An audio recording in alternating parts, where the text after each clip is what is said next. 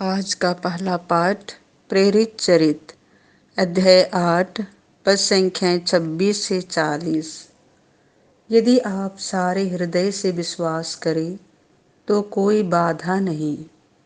ईश्वर के दूत ने फिलिप से कहा, उठिए, यरूशलेम से गाजा जाने वाले मार्ग पर दक्षिण की ओर जाइए। यह मार्ग निर्जन है। वह उठकर चल पड़ा। उसी समय एक इथोपियाई खोजा यरूशलेम की तीर्थ यात्रा से लौट रहा था। वह इथोपिया की महारानी कांदा का उच्च अधिकारी तथा प्रधान कोषाध्यक्ष था।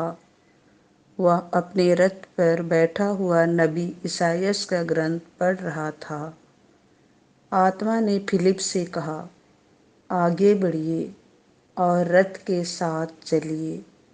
फिलिप दौड़कर उसके पास पहुंचा और उसे नबी इसायास का ग्रंथ पढ़ते सुनकर पूछा, आप जो पढ़ रहे हैं क्या उसे समझते हैं?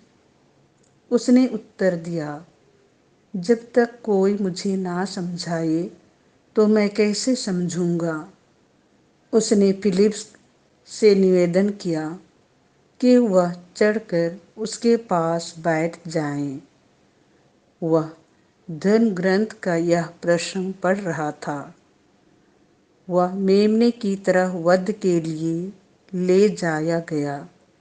ऊन कतरने वाले के सामने चुप रहने वाली भेड़ की तरह उसने अपना मुख नहीं खोला। उसे अपमान सहना पड़ा। उसके साथ न्याय नहीं किया गया। उसकी वंशावली की चर्चा कौन कर सकेगा? उसका जीवन तो पृथ्वी पर से उठा लिया गया है। खोजे ने फिलिप से कहा, आप कृपया मुझे बताइए, नबी किसके विषय में यह कह रहे हैं, अपने विषय में या किसी दूसरे के विषय में? तब फिलिप धर्म ग्रंथ के इस प्रसंग को आधार बनाकर उसे यीशु का सुसमाचार सुनाने लगा।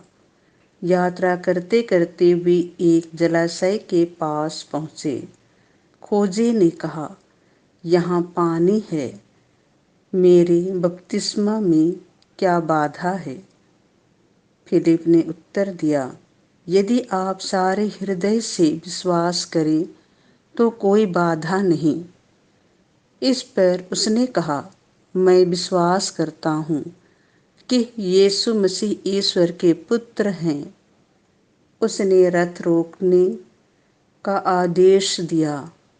तब फिलिप और खोजा दोनों जल में उतरे और फिलिप ने उसे बपतिस्मा दिया। जब वे जल से बाहर आए तो ईश्वर का आत्मा फिलिप को उठा ले गया। खोजे ने उसे फिर नहीं देखा। फिर भी वह आनंद के साथ अपने रास्ते चल पड़ा। फिलिप ने अपने को अजोतस में पाया और वह कैसरिया पहुंचने तक सब नगरों में सुसमाचार का प्रचार करता रहा। यह प्रभु की वाणी है। संत यूहन्ना के अनुसार पवित्र सुसमाचार अध्याय 6 पद संख्याएं 44 से 51। स्वर्ग से उतरी हुई रोटी मैं हूँ। यीशु ने लोगों से यह कहा, कोई मेरे पास तब तक नहीं आ सकता जब तक कि पिता जिसने मुझे भेजा है उसे आकर्षित न करे। मैं उसे अंतिम दिन पुनर्जीवित कर दूंगा।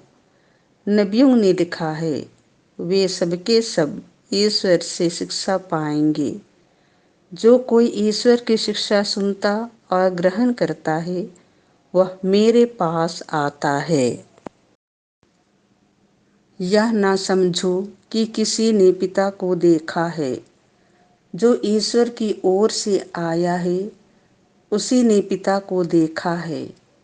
मैं तुम लोगों से कह देता हूँ, जो विश्वास करता है उसे अनंत जीवन प्राप्त है।